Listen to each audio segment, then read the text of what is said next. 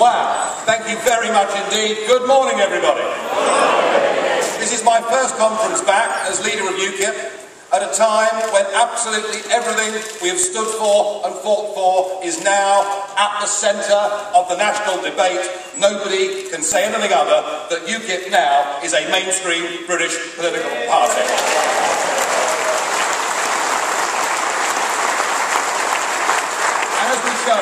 As we showed in Barnsley earlier this year in the by-election when we came second, it is not just in European elections that we're succeeding, we're beginning to make real progress under first past the post. In the opinion polls, our ratings have never been higher, and frankly, I'm not really very surprised, because if you look at our three established political parties, they are virtually indistinguishable from each other on most major policy issues. You may have heard this before, but I don't apologise for repetition. You can't put a cigarette paper between them.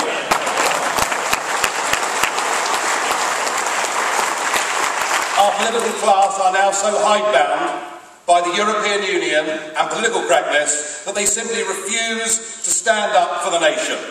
Their broken promises and failure to deal with real issues has led to an almost total breakdown in faith and trust in politics in this country.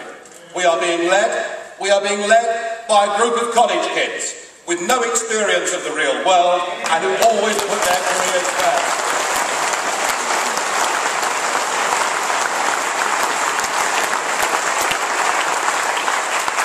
And that loss of faith certainly applies to the Liberal Democrats. Though quite why they're named that way is a mystery to me. They seem to support bans on everything, do everything they can to stop us having referendums on key issues. They are neither liberal nor democratic. But they have over the last few years been a growing receptacle for votes for people who said a plague on both your houses. But it's different now, because they're in government. And now we've found out what they're really like.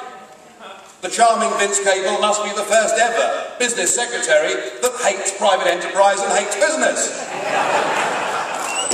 We have the environment secretary, the ever-ambitious Christopher who has decided he's going to cover the whole of the United Kingdom in tens of thousands of expensive, wasteful, ghastly, ugly wind turbines, and we don't want them.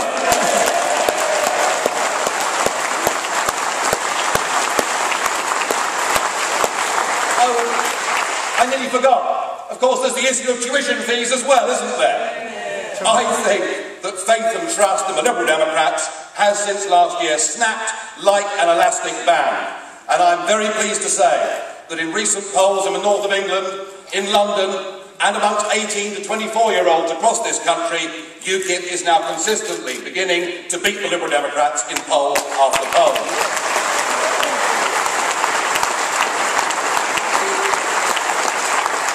The loss of faith in Labour hasn't, in my view, been recovered. Years of broken promises, disastrous public finances. Have you seen the price of gold, Gordon? And of course a series of endless foreign wars.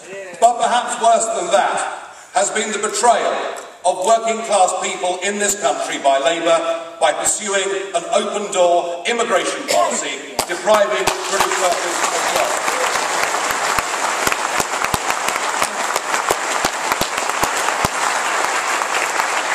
And what makes me really angry is that since 2004, as an excuse for opening the doors to the whole of Eastern Europe, the Labour Party began the myth that all British workers are useless, lazy, can't be bothered, and are not worth employing. Fancy saying that about your own population to open up the door to somebody else. I think it's a disgrace. Yes, of course, we know we do have some people living on benefit, dealing in a few drugs on the side, going out on the odd ride. Yes, we've got social problems. But there are huge numbers of good, ordinary, decent people in this country that want to work, that want to obey the law. They've been denied from doing it, and I would say that now UKIP is the champion for those people and not the Labour Party.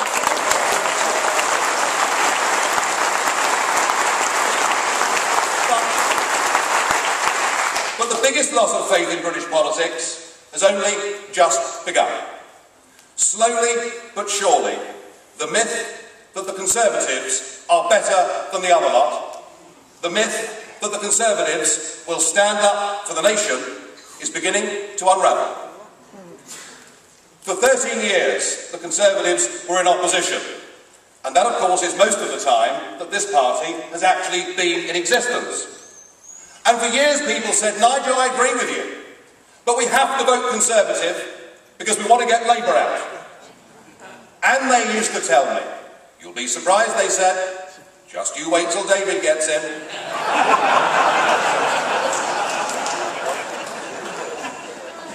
Well, David is in, isn't he?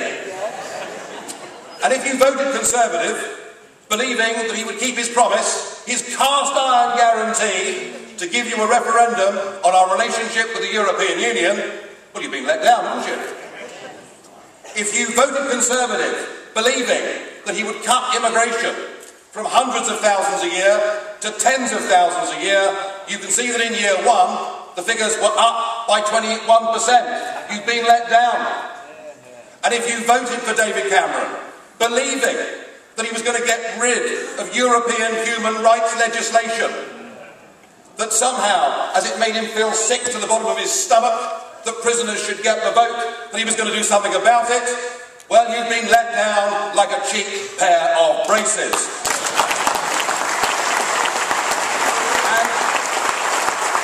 And the same goes for law and order. The same goes for the repeal of the hunting ban. The same goes for preserving and protecting the green belt. And the same most certainly goes for the absolutely despicable way this government has cut back on our armed forces.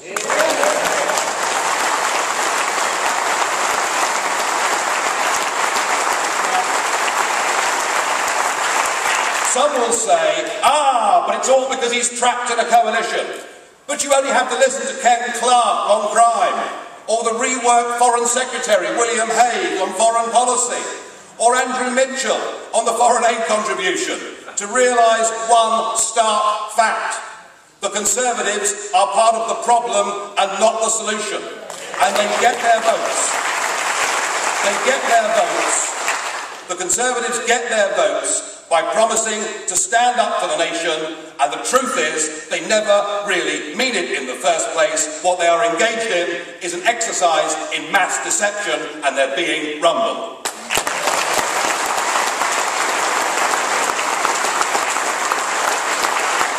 If you're a patriotic, Eurosceptic Conservative voter under David Cameron, your party has now ceased to exist. If you want to vote for what you believe in, you must come and vote UKIP. It's as simple as that.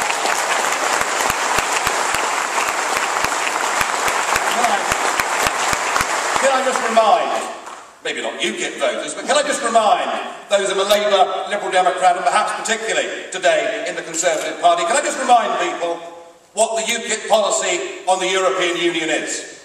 We seek an amicable divorce from the political European Union and its replacement with a genuine free trade agreement, which is what we thought we'd signed up for in the first place.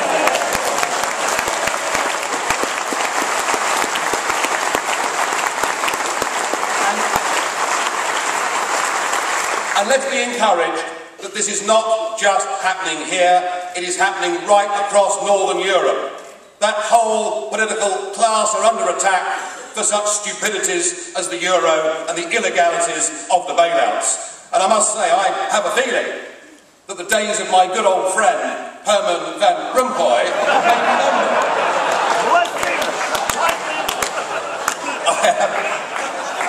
Do you know, he didn't send me a Christmas card, extraordinary.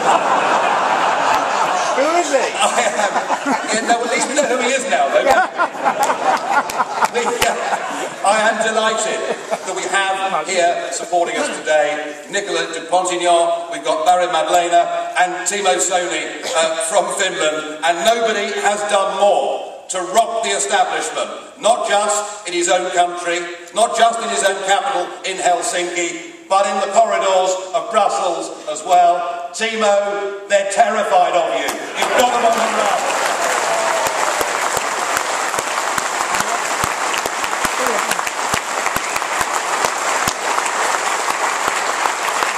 But commentators will be making a mistake if they think the growth in all these political movements is purely a protest against what's going on now. It is far deeper, far more genuine than that. What is actually happening is all these people on this platform are setting out positive alternatives, are looking for a new kind of politics. And right at the heart of that politics is, whilst we want to be friends and neighbours, whilst we want to trade with each other, we insist, all of us on this platform, that the best thing we can do in our own countries is to put the interests of our nations and our nations' peoples first. That is the move. It is simply the best move.